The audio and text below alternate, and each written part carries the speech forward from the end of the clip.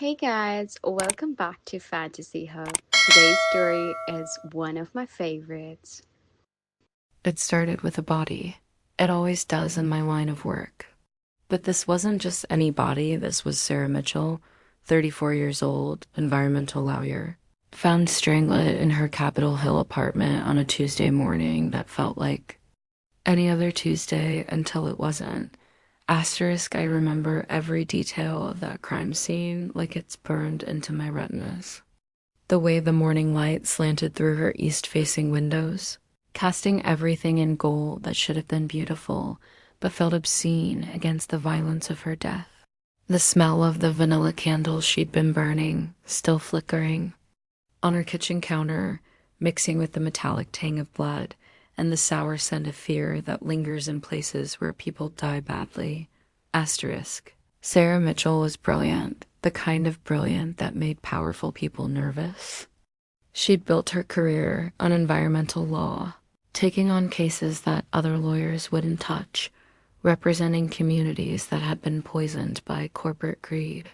For the past 6 months, she'd been building a case against Titan Industries, one of the biggest polluters in the state, documented proof that they'd been dumping toxic waste in low-income neighborhoods for years. Asterisk. She was also beautiful, with auburn hair that caught the light and green eyes that probably missed nothing. But what struck me most as I knelt beside her body was how small she looked. In life, she'd been a force of nature, a woman who could walk into a boardroom and make grown men sweat. In death, she was just another victim. Asterisk. The crime scene was almost too clean, too perfect. No signs of forced entry, no defensive wounds, no evidence of a struggle. Just Sarah, lying on her hardwood floor in a silk blouse and pencil skirt, looking like she'd been posed. But there was one thing that caught my eye, a smear of red lipstick on her collar. Bright as fresh blood. Asterisk, I photographed it, bagged it, noted it in my report. Standard procedure. I had no way of knowing that this single detail would destroy my life. Asterisk. The investigation should have been straightforward. Sarah had enemies. When you spend your career fighting corporations that make billions from destroying the environment, you're bound to piss some people off. We followed the usual leads, interviewed the usual suspects, dug into her recent cases, asterisk, but something felt wrong from the beginning. My partner, Detective Jim Kowalski, kept steering us away from certain lines of inquiry. When I suggested we look deeper into Titan Industries, he'd changed the subject. When I wanted to interview Sarah's colleagues about specific threats, he'd suddenly remember other cases that needed our attention. Asterisk. Don't make this more complicated than it needs to be. Torres, he'd say, his voice carrying that patronizing tone that made my teeth ache. Probably just a break-in gone wrong. You know how these lawyer types are, they make a lot of noise, but they're not usually worth killing. Asterisk, that should have been my first red flag. Jim had been my partner for 3 years, and I'd never known him to dismiss a case so casually. But I was distracted, wrapped up in my own life, and the man who was waiting for me at home every night. Asterisk Mason. Washington? God, even his name sounds like something out of a romance novel, doesn't it? He was everything I thought I wanted. 6'2", Harvard law degree. A smile that could convince you the sky was green if you wanted it to be. We'd been dating for 2 years, engaged for 6 months, and I was completely blindly in love with him. Asterisk Mason worked for Kellerman, Price and Associates, one of those white shoe law firms that charged $1,000 an hour and had client lists that read like a who's who of corporate America. He specialized in environmental compliance, which I'd always found ironic given that he spent most of his time helping companies find legal ways to pollute. Asterisk. It's about balance. He'd explain when I teased him about it. Companies need to make money, but they also need to follow the law. I helped them do both. Asterisk. The night after we found Sarah's body, I came home exhausted, my mind still circling the details of the case. Mason was in the kitchen making dinner, wearing one of those expensive button-down shirts that cost more than my monthly car payment. He looked up when I walked in and his smile was like, coming home, asterisk, rough day. He asked, crossing to me and pulling me into his arms. His cologne was expensive, subtle, the kind that whispered rather than shouted. When he kissed me, I tasted wine and promises, asterisk. Yeah, I murmured against his lips. Murder case. Environmental lawyer named Sarah Mitchell. Someone strangled her. In her apartment. Asterisk, I felt him tense, just slightly, but when I pulled back to look at his face, his expression was perfectly neutral. Concerned, but not surprised. Not guilty. Asterisk, I'm sorry, he said, smoothing a strand of hair behind my ear. That must have been difficult. Asterisk, we had dinner, drank wine, made love on the couch while the news played softly in the background. It was perfect, domestic, everything I dreamed of when I imagined my future. But as Mason slept beside me that night, I found myself staring at the ceiling, thinking about red lipstick and the way my partner had avoided looking me in the eye. Asterisk there. Next morning, I noticed something that made my stomach drop. Mason's shirt from the night before was hanging over the back of a chair, and there on the collar was a smear of red lipstick. The same shade, the same texture, the same shape as the one I'd found on Sarah Mitchell's blouse. Asterisk, I stood there for a full minute, staring at that lipstick stain, my mind racing through explanations. I didn't wear red lipstick. I was more of a clear gloss kind of girl. Mason had been home all evening, hadn't he? But then I remembered him saying he'd had a client dinner, that he'd gotten home just before I did. Asterisk, sweetheart. Mason's voice made me jump. He was standing in the doorway, already dressed for work, looking at me with those brown eyes that had always made me feel like I was the only woman in the world. Asterisk, whose lipstick is this? I asked, my voice steadier than I felt. Asterisk, his face went blank for a second, then he laughed. What lipstick? Asterisk, I pointed to the collar. This red lipstick on your shirt. Asterisk, he stepped closer, frowning at the stain like he'd never seen it before. I have no idea. Maybe from the restaurant, the hostess was friendly. Asterisk, it was a reasonable explanation. It should have satisfied me. But something in his tone, the way he didn't quite meet my eyes, made every instinct I'd developed as a cop start screaming. Asterisk, over the next week, I found myself paying attention to things I'd never noticed before. The way Mason would step out of the room to take certain phone calls. How he'd close his laptop when I walked by. The fact that he'd started working late more often, coming home with explanations that sounded rehearsed. Asterisk, and then there was his alibi for the night Sarah was killed. He'd said he was at a client dinner, but when I casually mentioned it to his assistant, she gave me a confused look. Asterisk, client dinner? On Tuesday? No, Mr. Washington didn't have anything scheduled that night. He left the office around 4, said he had personal business to attend to. Asterisk, asterisk, I should have confronted him then. Should have asked the hard questions, demanded the truth. Instead, I started digging on my own, using skills I'd learned as a cop to investigate the man I was supposed to marry. Asterisk, asterisk, what I found made my blood run cold.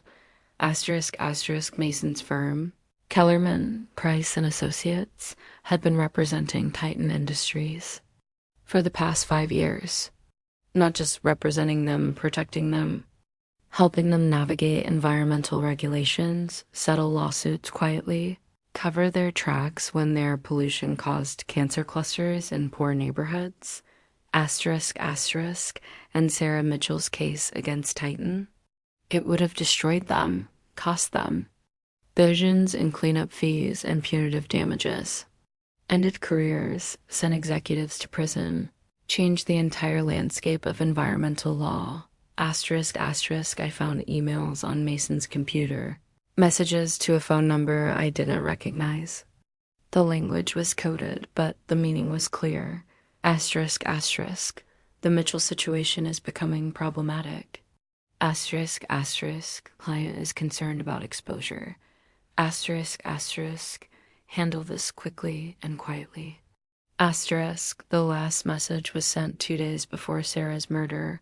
Take care of the problem. Make it look random. Asterisk. I printed everything, my hands shaking so badly I could barely operate the printer. This was evidence of conspiracy, of murder, of a cover-up that went to the highest levels of corporate power. And the man I loved, the man I'd planned to spend my life with, was at the center of it all.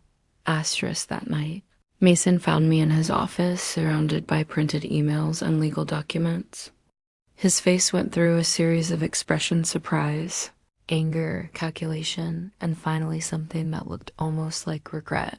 Asterisk. Rachel, he said quietly, stepping into the room and closing the door behind him. You shouldn't be looking at that. Asterisk. Who is she?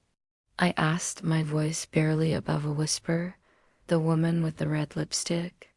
The one you were with the night Sarah Mitchell died. Asterisk. His jaw tightened. Her name is irrelevant. She's a business associate.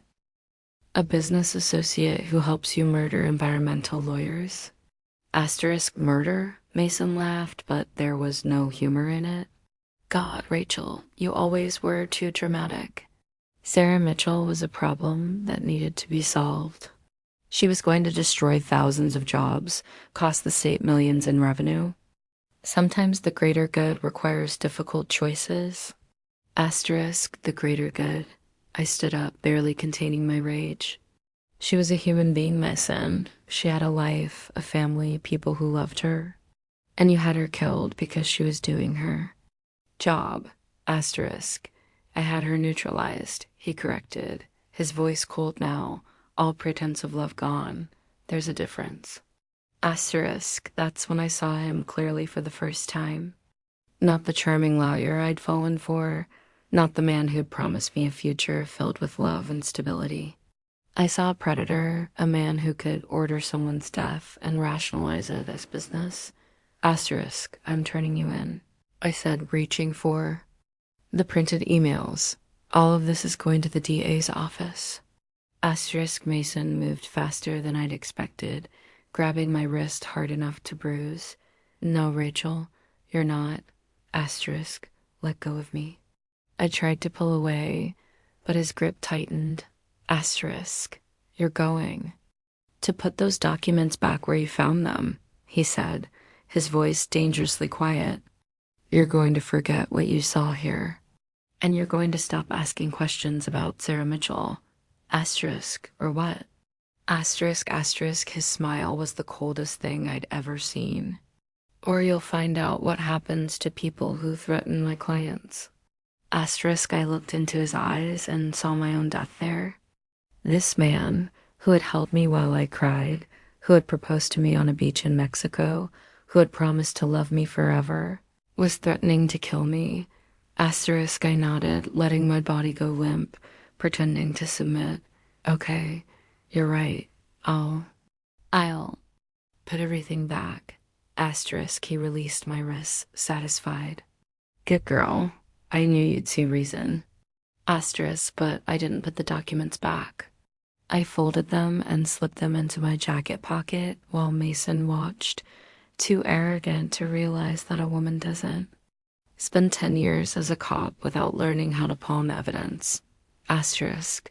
The next morning, I took everything to my captain. Every email, every document, every piece of evidence I'd gathered. I laid it all out on his desk and waited for him to call the DEA, to start the process that would bring Mason and his clients to justice. Asterisk, asterisk. Instead, Captain Morrison looked at me with something that might have been pity. Asterisk. Torres, he said slowly. Where did you get this?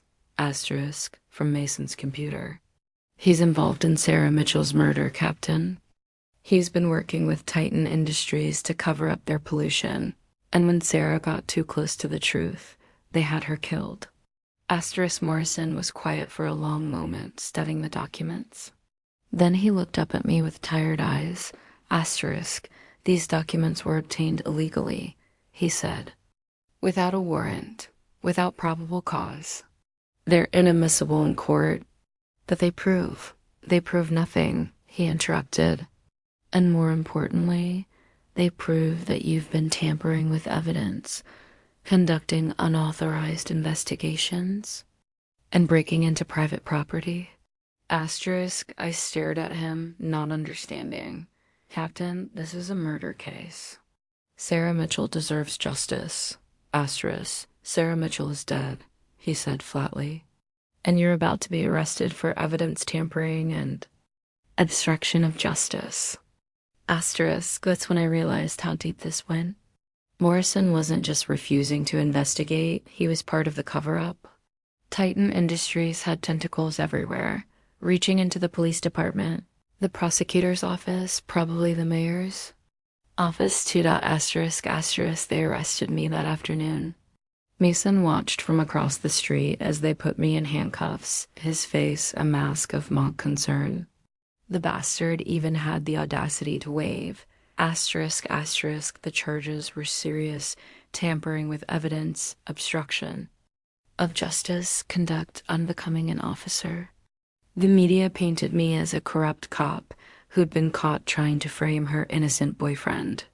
Mason gave interviews, playing the part of the wounded lover, talking about how much he'd loved me, how shocked he was by my betrayal. Asterisk, asterisk, my lawyer, a public defender who looked like he'd rather be anywhere else, advised me to take a plea deal.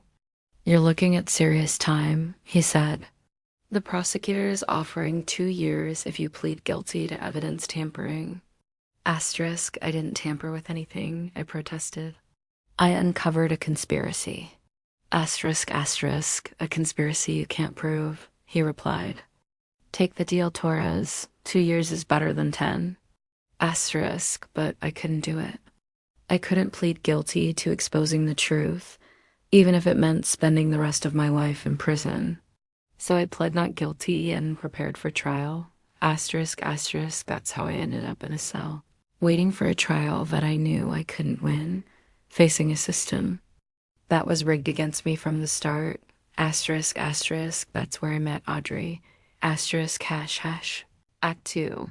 The Cellmate, a dangerous Question King County jail, isn't the worst place I've ever been, but it's far from the best. The cells are small, barely large enough for 2 narrow bunks and a stainless steel toilet that doubles as a sink. The walls are concrete block painted institutional green, and the fluorescent lights buzz constantly, creating a headache that never quite goes away. Asterisk. I'd been there for 3 days when they brought in my cellmate. Asterisk, asterisk, Audrey Chun was not what I expected. She was small, maybe 5'4", with short black hair and the kind of wiry build that suggested she could run for miles without breaking a sweat. But it was her eyes that caught my attention, dark, intelligent, with a spark of something that looked like mischief. Asterisk, she took one look at me and grinned. Well, well, the famous Detective Torres. I was wondering when we'd meet. Asterisk, asterisk, do I know you? I asked, not moving from my bunk. Asterisk, asterisk, not yet, she said, settling onto the opposite bunk like she owned the place. But I know you.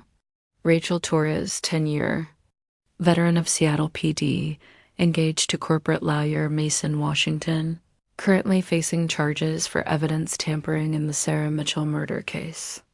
Asterisk, I sat up, suddenly alert. How do you know about Sarah Mitchell? Asterisk, asterisk, I know a lot of things, Audrey said, still smiling. I know that Sarah was building a case against Titan Industries that would have cost them billions. I know that Mason Washington's law firm has been representing Titan for years. And I know that you're here because you got too close to the truth. Asterisk, asterisk, who are you? Asterisk, asterisk, someone who gives a damn about the truth, she replied. Someone who knew Sarah Mitchell personally. Someone who's been investigating Titan Industries for longer than you've been a cop. Asterisk, I studied her face, looking for signs of deception. You're not a cop. Asterisk, no, she agreed. I'm something more dangerous. I'm an activist. Asterisk, over the next few days, Audrey told me her story. She'd grown up in the International District, in one of the neighborhoods that Titan Industries had been poisoning. For decades, her younger brother had died of leukemia at age 12, part of a cancer cluster that the company had covered up for years. Asterisk. They knew, she said quietly, lying on her bunk in the dark. They knew their waste was causing cancer, and they covered it up. Paid off health officials, buried studies, silenced families with settlement agreements that came with gag orders. Asterisk, how? Do you know all this? Asterisk, asterisk, because I've been fighting them for 15 years, she said. Ever since my brother died, I've hacked their computers, stolen their documents, infiltrated their meetings. I've dedicated my life to exposing them. Asterisk, asterisk, is that why you're here? What are you charged with? Asterisk, asterisk, she laughed, but there was no humor in it. Breaking and entering computer fraud, theft of proprietary information. They caught me in their Seattle office trying to copy files from their executive server. Asterisk, did you find anything? Asterisk, I found everything, she said, including proof that Miss in Washington personally ordered Sarah Mitchell's death. Asterisk, I felt my heart skip. What kind of proof? Asterisk, asterisk, audio recordings. Video files. Financial records showing payments to the woman who actually killed Sarah. Her name is Diana Voss, and she's a professional assassin who specializes in making murders look like accidents or random crimes. Asterisk, where is this evidence? Asterisk safe, Audrey said, hidden where Titan can't find it. But it won't do any good unless we can get it to someone who can use it. Asterisk, why are you telling me this?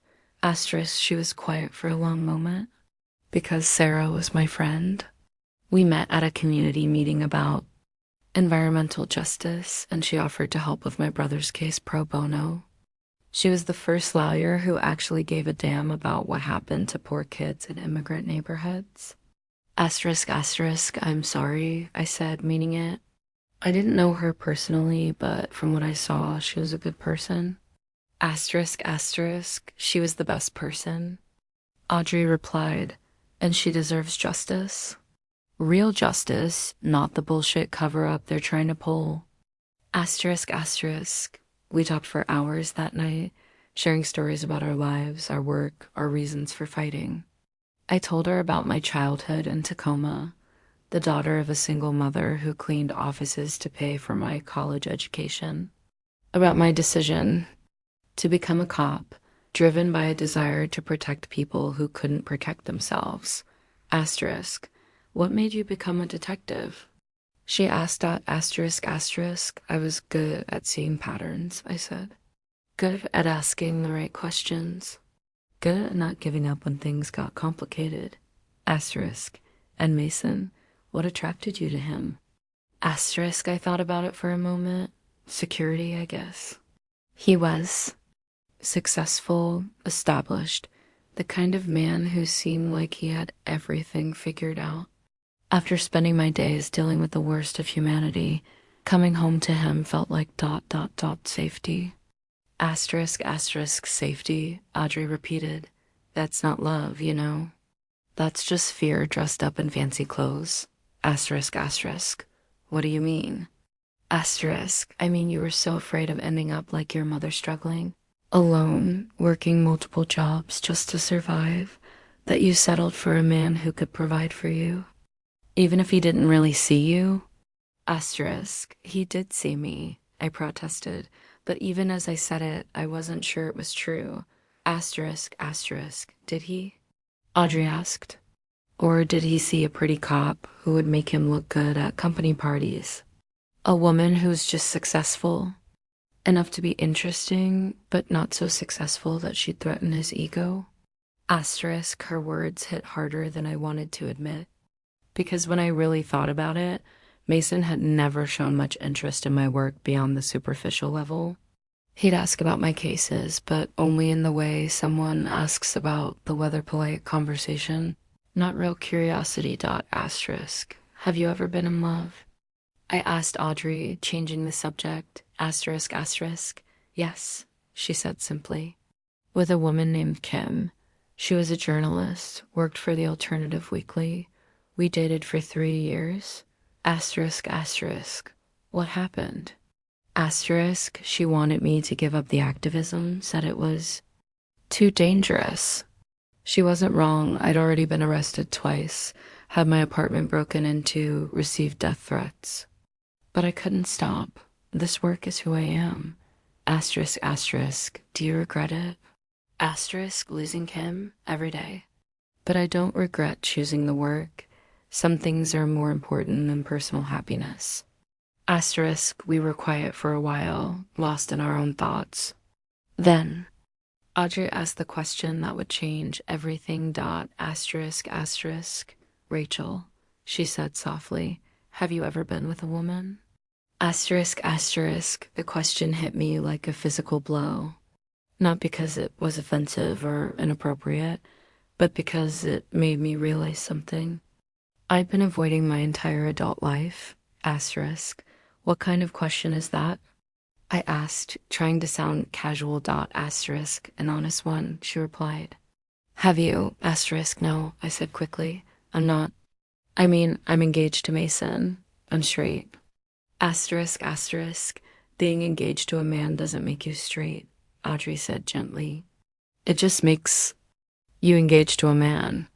Asterisk, asterisk. I've never been attracted to women, I insisted, but even as I said it, I could feel my face burning. Asterisk. Really? Audrey sat up on her bunk, looking at me in the dim light. Never? Not even a little curious? Asterisk, I wanted to say no, to end this conversation before it went any further. But I'd spent my entire career learning to recognize lies, and I couldn't lie to myself anymore. Asterisk, there was a girl in college, I admitted quietly. My roommate, Jennifer. We were close, really close. People used to ask if we were dating, and I'd always laugh it off. But sometimes when she'd fall asleep on my shoulder, during movie nights, or when she'd kiss my cheek goodbye, I'd wonder. Asterisk, what would you wonder? Asterisk, asterisk, what it would feel like. To kiss her, to be with her that way. I covered my face with my hands. God, I can't believe I'm telling you this. Asterisk, asterisk. Why not? Asterisk, asterisk, because it's crazy. I'm not gay. I've always dated men. I'm in love with Mason. Asterisk, asterisk. Are you? Audrey asked. Or are you in love with the idea of Mason? The security he represents, the life he promised you? Asterisk, asterisk, I wanted to argue, to defend my relationship, to prove that what Mason and I had was real. But sitting there in that cell, facing the possibility of spending years in prison because the man I loved had framed me for trying to expose his crimes, I couldn't find the words. Asterisk, asterisk, even AF. Even if I was attracted to women, I said finally, it doesn't matter. I'm going to prison. My life is over. Asterisk, asterisk. Your life isn't over, Audrey said firmly. It's just beginning. The woman you were before, the one who is willing to compromise her values for security, who is willing to ignore her instincts for the sake of a comfortable life, she's dead. Good riddance, asterisk, asterisk. And who am I supposed to be now? Asterisk, asterisk. Someone who fights for the truth, she said. Someone who doesn't back down when things get difficult. Someone who chooses justice over comfort. Asterisk, asterisk. That's easy for you to say. You're not facing 20 years in prison. Asterisk, asterisk. Neither are you, Audrey said with a smile that made my heart skip. Because we're not going to let that happen. Asterisk, asterisk. What do you mean? Asterisk, asterisk. I mean, we're getting out of here tonight. Asterisk, hash, hash, act 3. The escape. Breaking more than chains say I've broken a lot of rules in my life, but I'd never broken out of jail. It's the kind of thing that happens in movies, not to real people with real consequences. But as I lay on my narrow bunk that night, listening to Audrey whisper her plan, I realized that sometimes the biggest risk is not taking one at all. Asterisk. Are you insane? I hissed when she finished outlining her scheme. We'll get caught. They'll add escape charges to everything else. Asterisk, they won't catch us, Audrey said with confidence that I envied. I've been planning this for weeks. I have people on the outside, contacts who can help us disappear until we can expose the truth about Titan Industries. And if it doesn't work, asterisk, then we'll be exactly where we are now, she replied. Except we'll have tried to fight instead of just accepting defeat. Asterisk, the plan was surprisingly simple. Audrey had been studying the guards' routines, mapping their shifts, identifying weaknesses in the jail's security. She'd also been cultivating a relationship with one of the newer guards, a young woman named Officer Martinez, who seemed more interested in her paycheck than her duty. Asterisk, Martinez has been having financial problems. Audrey explained. Her mother needs expensive medical treatment, and a guard's salary doesn't cover much. I've been dropping hints about how much money environmental groups would pay for information about corporate cover-ups. Asterisk, asterisk, you're bribing a guard? Asterisk, I'm offering her a business opportunity. Audrey corrected. There's a difference. Asterisk, asterisk, the next morning, Officer Martinez approached our cell with a nervous expression. Chun, she said quietly, you wanted to see me? Asterisk, asterisk. Have a proposition, Audrey said, moving close to the bars. I know you need money for your mother's treatment. I can help. Asterisk, asterisk. I can't. Asterisk, $20,000, Audrey interrupted. Cash. All you have to do is forget to lock one door and take an extended bathroom break. Asterisk, asterisk, Martinez's eyes widened. 20,000? Asterisk, my friends on the outside have deep pockets, Audrey said. They believe in supporting people who support justice. Asterisk, asterisk, I watched this exchange with growing horror. We were talking about corruption, about bribing a public official, about breaking laws that I'd spent my career enforcing. But as I looked at Martinez's face, saw the desperation there, I realized that sometimes the law isn't about justice. It's about protecting the powerful from the consequences of their actions. Asterisk, asterisk, what do you need me to do? Martinez asked out asterisk, asterisk 2 hours later, during the afternoon shift change. Martinez left the door to our cell block propped open. She'd also disabled the security camera in the hallway, claiming it was experiencing technical difficulties. Asterisk, asterisk. Now or never, Audrey whispered, slipping through the door with the fluid grace of someone who'd clearly done this before. Asterisk, I followed her, my heart pounding so hard I was sure the entire jail could hear it. We moved quickly through the corridors, following a route that Audrey had memorized from studying the building's blueprints. Asterisk. The laundry room was our destination, a basement area where civilian contractors came and went throughout the day. Audrey had arranged for 2 sets of work clothes to be hidden behind one of the industrial washing machines. Asterisk, asterisk. How did you? I started to ask, but she cut me off. Asterisk, asterisk. Questions later, she said, tossing me a set of coveralls. Right now we need to move. Asterisk, asterisk, we changed quickly, pulling on the coveralls and work boots that transformed us from inmates to anonymous service workers. Audrey produced 2 fake ID badges from somewhere in her clothing. I decided not to ask where she'd been hiding them. Asterisk, asterisk, the service exit was guarded, but barely. The single guard was more interested in his phone than in checking IDs. And we walked past him with the confidence of people who belonged there. Asterisk, asterisk. Ma'am, he called as we reached the door. My blood turned to iced out asterisk. Yes, Audrey replied, turning. Back with a smile. Asterisk. You forgot to sign out, he said, pointing to a clipboard on his desk. Asterisk. Of course, Audrey said, walking back and scribbling two illegible signatures. Thanks for the reminder.